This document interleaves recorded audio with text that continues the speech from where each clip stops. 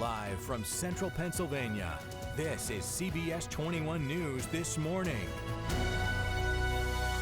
Good morning and happy holidays. Thanks for joining us. I'm Jesse McDonough.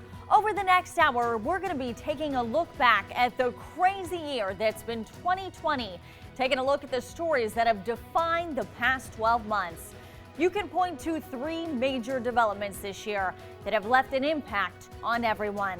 COVID-19, the virus that has left thousands of people sick, forced many to stay at home and forced businesses to shut down. 9 months later, and the pandemic has still not slowed down. Plus, in the shadow of a pandemic, millions made their voices heard. A new president-elect is getting ready to take office, but it hasn't been an easy road as challenges to the election results mounted in PA and across the nation. And the fight for racial equity. Protesters flooded the streets in Lancaster, Harrisburg, and across the nation following deaths at the hands of police. And many say the battle isn't over yet, where it stands following the summer of demonstrations. The coronavirus pandemic has become a focal point of life during the past year. The virus is responsible for deaths of thousands of people, with millions more getting sick. One of the most heard phrases this year has been to stay at home and stay safe. This holiday season, Governor Wolf and Secretary of Health Dr. Rachel Levine have called for people not to visit family, joining the chorus of public health officials who say they're worried about another surge of cases following Christmas and New Year's, and especially the impact it could have on our hospitals. Well, we're going to be in for some significant, I would say, pain and suffering, Laura, in the next couple of months. If the worst happens, hospitals will not be able to treat all sick Pennsylvanians. They'll be forced to turn away people who need treatment. And that means more Pennsylvanians will die. There are a number of mitigation efforts that are still in effect until January 4th. The state is clamping down on entertainment businesses, closing them down. Indoor dining is also being closed down at bars and restaurants. Outdoor dining and takeout are allowed. Extracurricular activities in sports at public and non-public sports in person are also being put on hold. Indoor gatherings are also being restricted. Retailers are being asked to operate at 50%. The governor and Secretary of Health says their goal is to keep our hospitals from getting overwhelmed. Doctors in health systems across our region say they've been on the brink for months.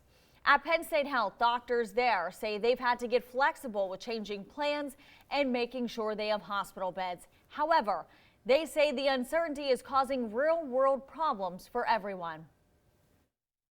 We are not at a point where we can't care for the community, but if it continues or if we see a higher volume of these COVID patients, we're not going to be able to deal with a lot of the basic bread and butter of hospital care.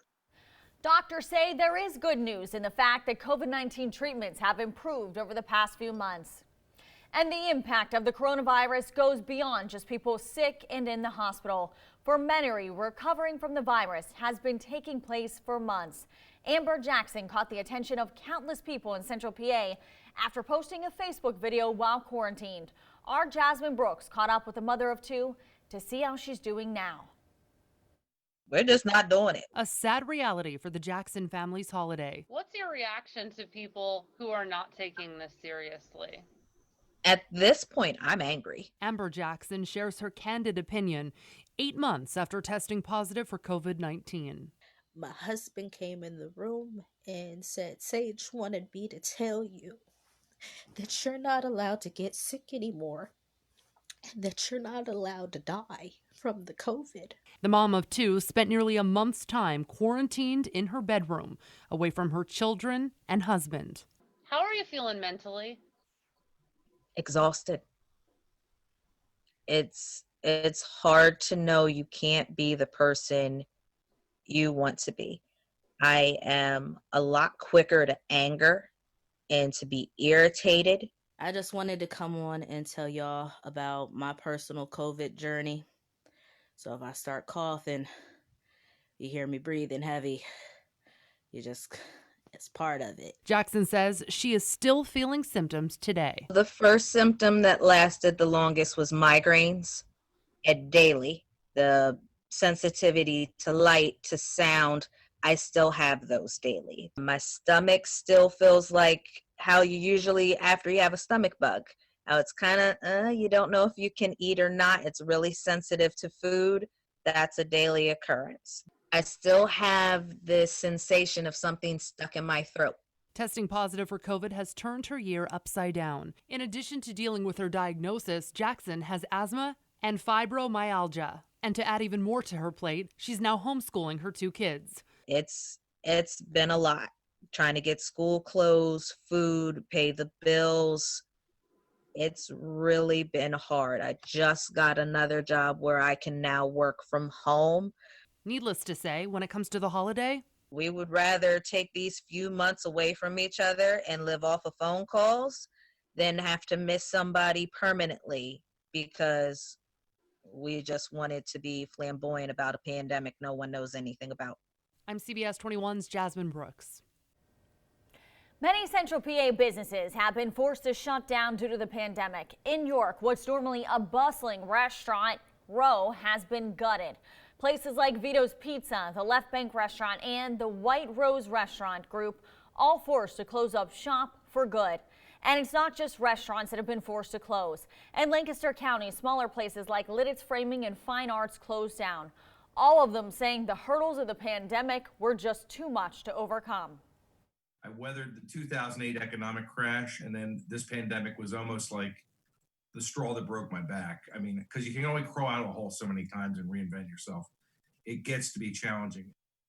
If we're going to be told to restrict business hours and opening hours and occupancy, then there needs to be some sort of either state or federal stimulus to prop people up in those times of restriction. The closures are just some of the ways small businesses have changed over the past year due to the pandemic, with many of the other changes expected to be long-lasting. CBS 21's Michael Gorsinger shows us how they're adapting and what may be sticking around post-pandemic. Relative quiet streets greeting visitors to Gavin, a significant change from the past. Prior to COVID, we were very much a creative atmosphere where people were very active and there was a lot of activity. But this downtown York office space is now mostly empty. All of the PR and marketing firm's 20 employees working remote. Everything's based on virtual. And so we anticipate that will be part of our operations in the office for probably about another 24 months. Even office space keeps the virtual element in mind. Originally, owner Mandy Arnold bought a York warehouse with the idea of transforming it into an office and studio.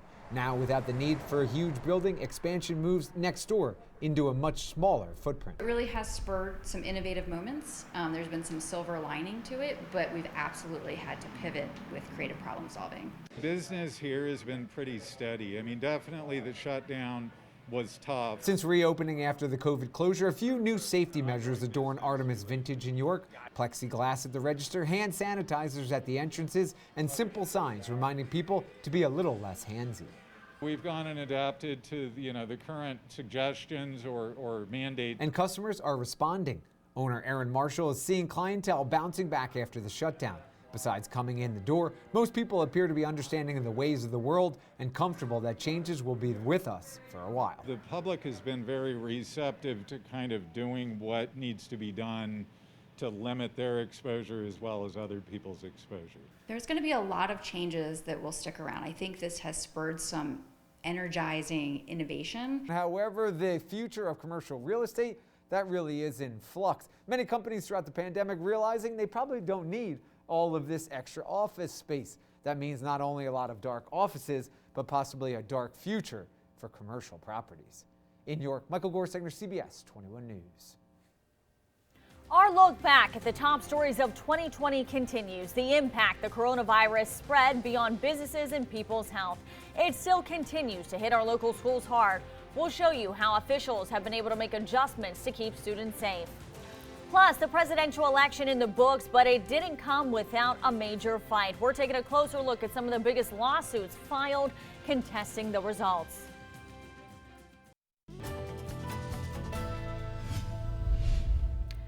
This year, we launched our Project Education series, focusing on one of the biggest changes for your family, dealing with the constant changes from local school districts.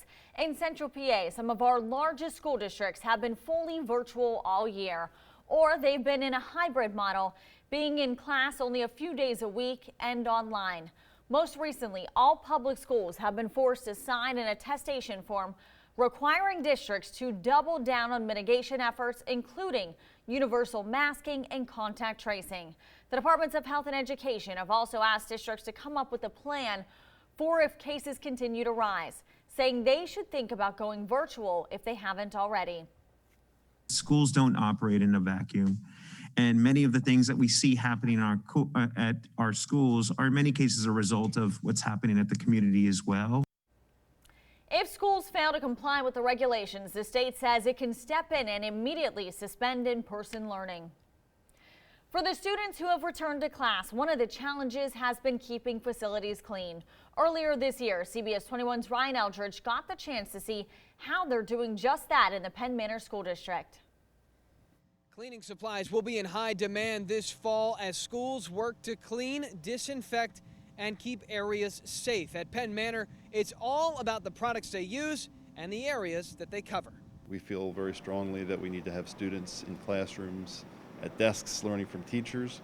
Obviously, education looks so different this year than it normally does in a typical year. In-person learning is the goal, and the challenge is doing it safely. We're trying to do the best we can to mitigate the concerns with COVID-19 and bring our students in, and I feel safe and confident in our approach. For Penn Manor and others, a rigorous Wednesday cleaning will be key to keeping the doors open.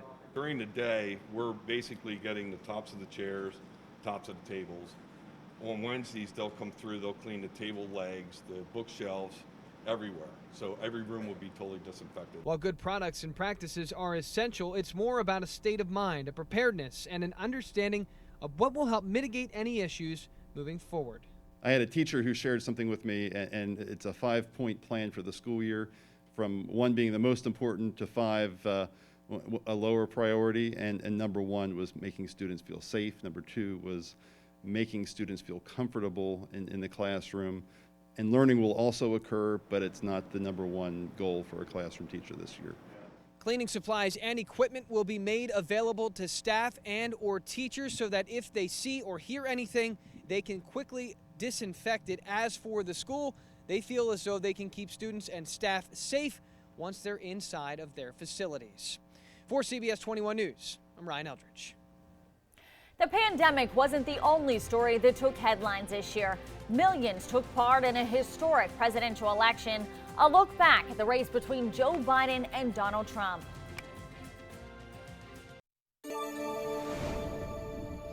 Well, folks, we stand at an inflection point. We have an opportunity to defeat despair, to build a nation of prosperity and purpose. We can do it. I know we can. On January 20th, a new president will be sworn in following an election that was historic in more ways than one. More Americans than ever are turning out to vote back in November. President-elect Joe Biden taking home the victory with more than 81 million people turning out to make their voices heard. President Trump also made history, securing the most votes for a Republican candidate ever with more than 74 million. But it hasn't been as simple as whose name was marked on the most ballots. The election cycle has been marred by legal challenges and President Trump claiming without hard evidence that there was widespread voter fraud. Well, we're going to have to see who the next administration is because we won in those swing states and there was terrible things that went on. Hopefully the next administration will be the Trump administration because you can't steal hundreds of thousands of votes. Despite all of the president's claims, election officials from both sides of the political aisle and former members of his administration, people the president appointed, all have said the 2020 election was one of the most secure ever. We can go on with all the farcical claims that alleging interference in the 2020 election, but the proof is in the ballots. The recounts are consistent with the initial count. And to me, that's further evidence, that's confirmation that the systems used in the 2020 election performed as expected, and the American people should have 100% confidence in their vote. Those claims didn't stop a mountain of lawsuits from being filed in the swing states, many of which were thrown out by a number of judges. PA courts have been incredibly busy over the past 2 months with dozens of lawsuits that started just 2 days after people cast their votes. Many have tried to overturn results from mail-in absentee ballots, and just about every case was thrown out. One of the biggest events was when Republicans held a hearing in Gettysburg. CBS 21's Ryan Eldridge was there. Everything is at stake in what happened during this election cycle. Everything. The Republic is at stake. This is no game for us. Struggling to find an audience with the court, Rudy Giuliani brought his legal team and several Pennsylvania residents to a small Gettysburg hotel ballroom. Because if we allow elections in the future to be conducted the way this election was conducted, we will have lost our democracy.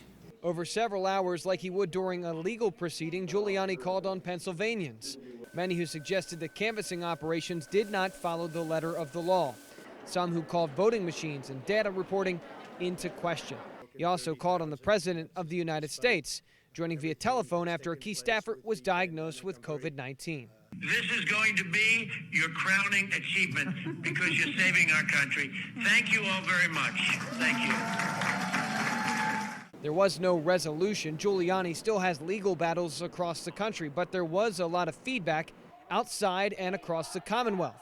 Trump supporters dotting the property, voicing their frustration with the result. Stop the steal! I want my vote to count. We need to count all legitimate votes. Not more, not less, but all legitimate votes. You just don't go to bed one night and you're ahead, and in the morning you're losing. Democrats who stayed far away say the hearing was a, quote, sideshow and an unnecessary cost to the Commonwealth. Everyone knows from the president on down that we had a free, fair, and true election. This goes forward, sets bad precedent for us as we go forward, what can and can't be done with respect to policy committee meetings. And it's unfortunate that's the case. That was Ryan Eldridge reporting. Getting out to see all that Central PA has to offer has been even more difficult this past year.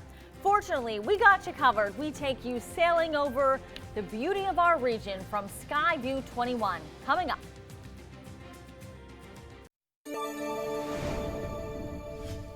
Anytime you step out of your door, you'll run into one of the beautiful sights of Central PA. This year, we've gotten the chance to show you sailing high over the landmarks, views you will only see here at CBS 21. Let's take a look back at the year from up above from Skyview 21.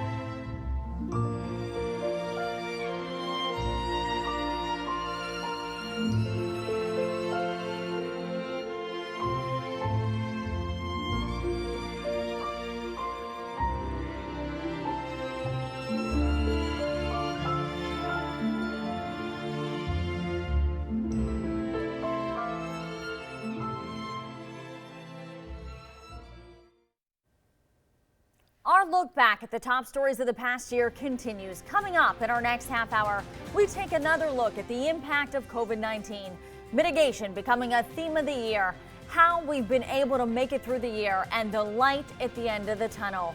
Plus, the fight against a second pandemic, battles for racial equity flooding the streets of Central PA and the nation, the changes being made in our area following deaths at the hands of police.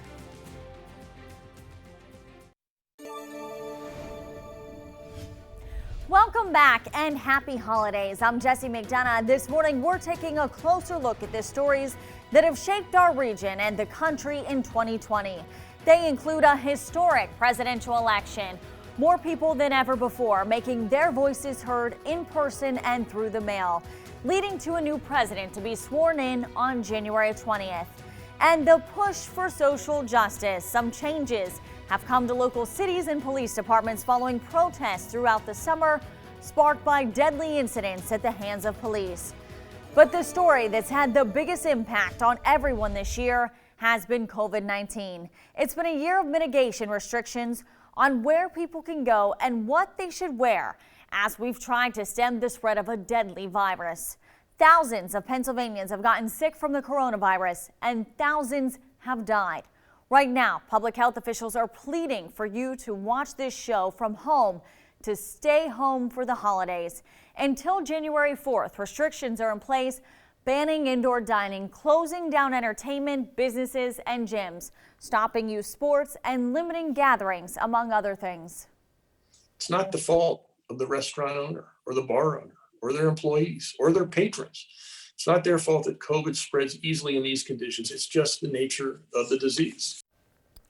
The governor and health secretary Dr. Rachel Levine says the goal of the restrictions is to keep people from getting sick and, more importantly, to keep our local hospitals from getting overrun. The mitigation efforts have been even stricter back earlier in the year. The first COVID-19 cases in Pennsylvania were reported on March 6th. It was on March 19th when all non-life-sustaining businesses were ordered to shut down.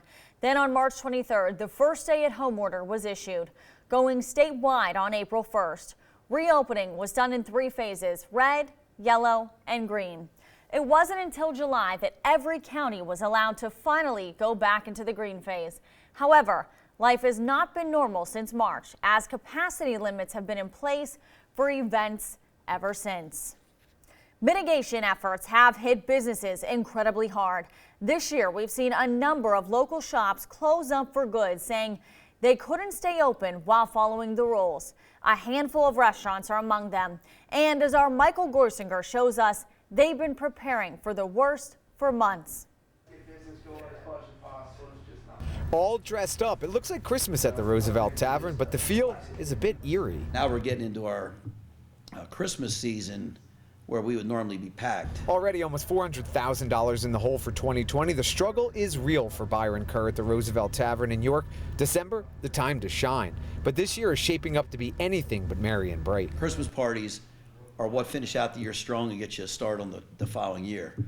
And we're not going to have those this year. We've got to recognize that restaurants need to operate at some safe level because all the money in Pennsylvania is not going to save the industry. Industry-wide, the future looks daunting. A new survey from the Pennsylvania Restaurant and Lodging Association finding 45% of the state's 26,000 restaurants will not make it another 6 months in this climate. The financial assistance is desperately needed. But at this point, no assistance is on the way. With no outdoor dining and limited capacity inside, which may be shrinking, times are tough. I think the most difficult thing was the not knowing where we were going to be what we were going to be allowed to do. Throw in the fact that December is the busiest time of the year, 5 times more than a normal month at the Roosevelt Tavern, and this is a recipe for disaster. And I think Congress is reticent to carve out a particular industry, but I think if there was ever one that needed it, it's restaurants.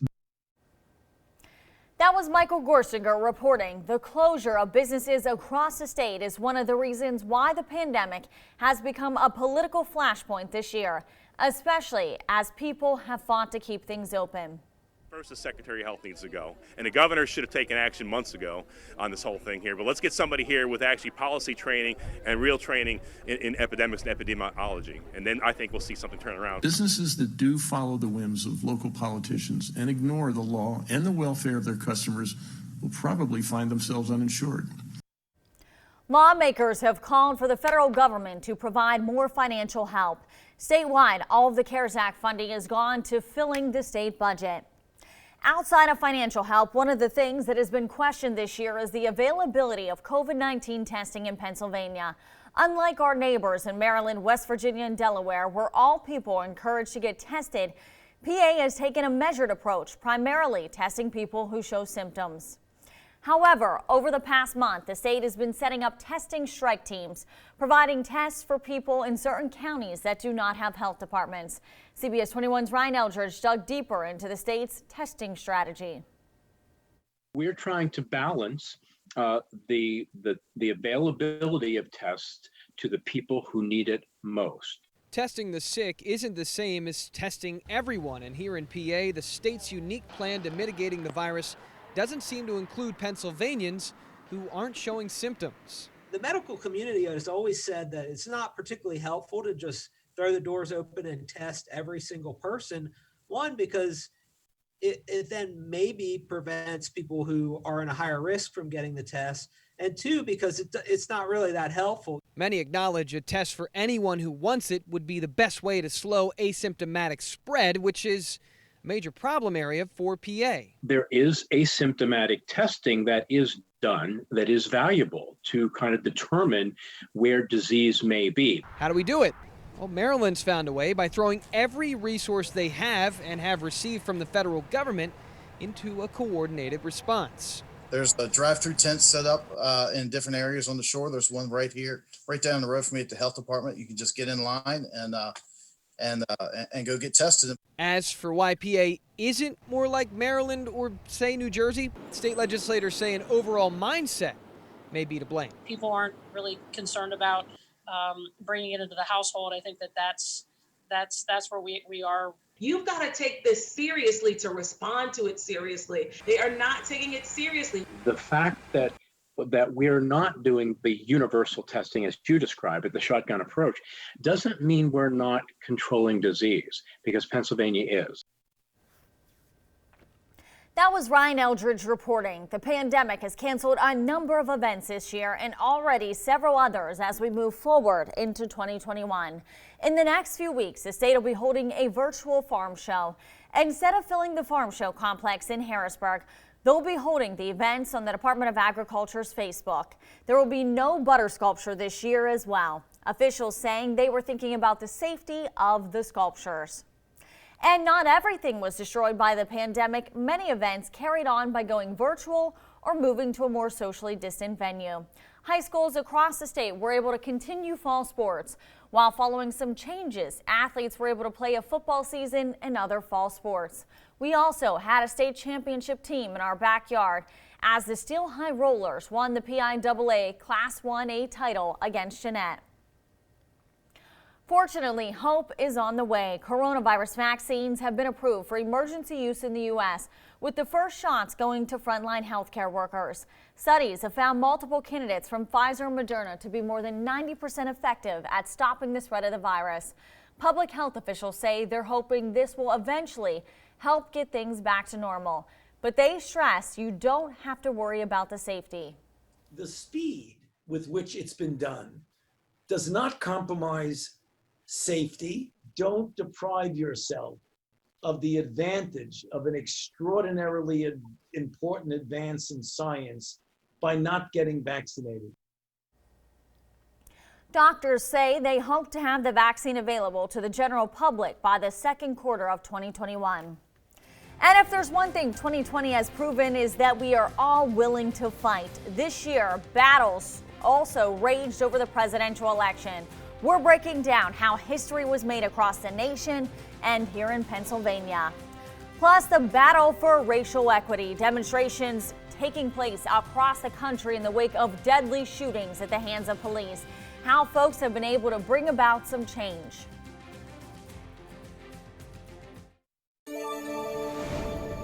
This year, a record number of people have made their voices heard, and on January 20th, a new president will be sworn into office. President-elect Joe Biden took home the Electoral College and popular vote victory as more than 81 million people cast their votes. However, it was how a majority of them voted that became the subject of lawsuits and battles over the results that went on for months. President Trump claiming without evidence that he won the election, saying that mail-in ballots were fraudulent, despite just about every election official saying this was one of the most secure in American history. It was a rigged election. You look at the different states, the election was totally rigged. It's a disgrace to our country. It's like a third world country, these ballots pouring in from everywhere. Our democracy was tested this year. And what we learned is this: the people of this nation are up to the task. In America, we have full and fair and free elections. And then we honor the results. The election was historic in a number of ways. Aside from the massive turnout, for the first time, we will have a woman serving as the vice president. She's also the first person of color to hold the position, saying she's going to bring a fresh perspective to the White House.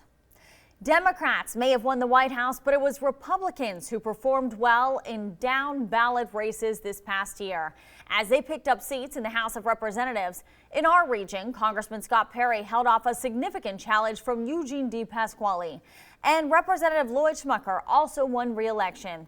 Also, for the first time in decades, Republicans will control two major row offices. Stacey Garrity pulling off an upset to be the next state treasurer, and Dauphin County Comptroller Timothy DeFord defeating Dr. Nina Ahmed to be Auditor General. Both saying they want to be watchdogs for taxpayers. Fights over the election and fighting against COVID-19 took many of the headlines this year, but another battle still continues in many cities for racial equity. See how demonstrations in Central PA have led to changes in some of our local police departments. 2020 has been about fighting back, fighting against a pandemic.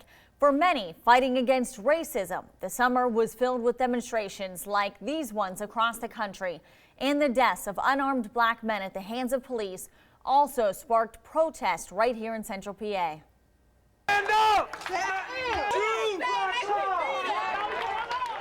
This was one of the first protests to take place in Harrisburg back in May. This one of the few that ended in violence, most of them peaceful, and has even led to some change in our area. And if you had to point to one event that sparked the protests this year, it would be the death of George Floyd in Minnesota. Demonstrations broke out first in Minneapolis, then spread across the country. And it was all because of the disturbing video seen by everyone. Floyd screaming, quote, "I can't breathe," as an officer put his knee on his neck for more than 8 minutes. The officers had tried to arrest him for using a counterfeit $20 bill. 4 officers were fired and charged in connection with Floyd's death, including Derek Chauvin, who is facing murder charges.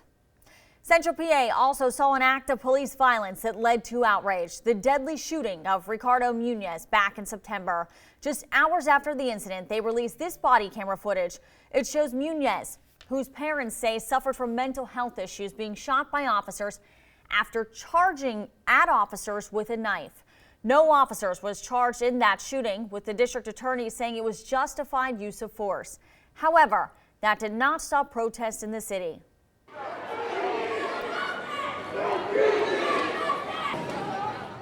People hit the streets for several nights following that deadly shooting, many gathering in front of the Lancaster police station. During that time, a number of people were arrested. There was also controversy that came out of those arrests. 9 of them were given a $1 million bail. Officers originally arresting them for starting riots. saying one man tried to flee. The $1 million bail amounts were eventually lowered, with several of the protesters getting the chance to be out of jail while they awaited trial. CBS 21's Talia Kirkland got the chance to speak to one of those men who's also writing a book about his experience.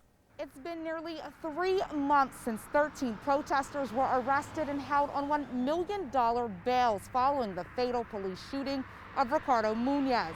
Now, one of those protesters has written a book. In it, he protests his innocence and shares his truth. I began typing. I looked down at my ankle to see the court order. On September 12th, protesters like Dylan Davis flooded the Lancaster streets. No justice! No peace! Demanding answers and wanting justice after the fatal shooting of Ricardo Munoz. There was so many people that just felt like the whole city was against us. The 28-year-old says he could sense tension rising between police and younger demonstrators and wanted to help. I wanted to make sure the kids get home safe. Unfortunately for Davis, it would be him who wouldn't return home. In the days following, police would arrest 13 protesters, each held on a $1 million bail. I don't have that kind of money. My family doesn't have that kind of money. It felt like I was going to be there until I proved my innocence. Davis was released, several charges dropped, and placed on house arrest. He used that time to begin writing. I didn't want that time on house arrest, when I look back on it, to feel like a punishment, because I didn't do anything. 1 week after being let off house arrest, Davis learned that there would be no charges filed against the officer, the district attorney deeming the shooting justified. Davis saying he's no longer surprised. It almost seems like everybody believes they know what's been happening down here, but so many of them are wrong. But won't walk away from his fight. You continue your fight? I don't think I could stop now if I wanted to. Davis is still facing 5 of 14 charges, the most serious, a felony. His next hearing has yet to be scheduled. In Lancaster County, Talia Kirkland, CBS 21 News. Thank you, Talia. Demonstrations have led to some change at the federal level and right here in Central PA. The Lancaster Police Department is currently operating under an interim police chief. John Bay is currently leading the department. It comes after Chief Jared Berkey-Heiser resigned back in October. In a right-to-know request, we found out Berkey-Heiser had come to an agreement with the city to part ways.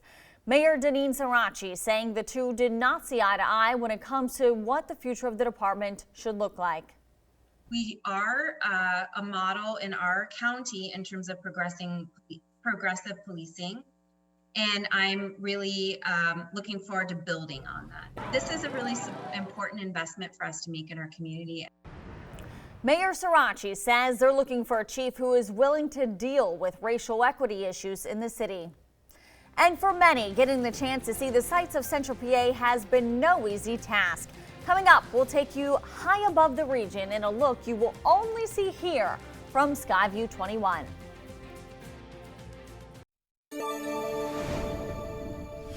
Only at CBS 21, you'll get the opportunity to see the beauty of our region from high up in the sky.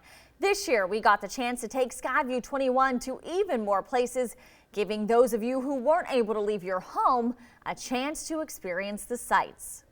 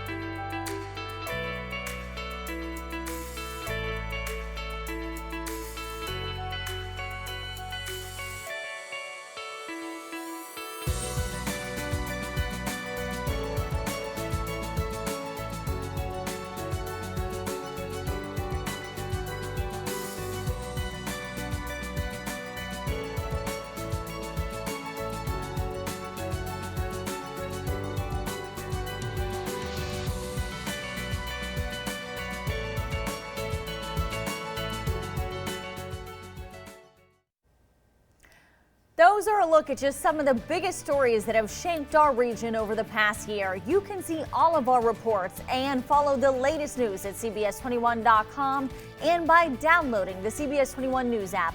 I'm Jessie McDonough, and from all of us at CBS 21, we want to wish you a happy holiday.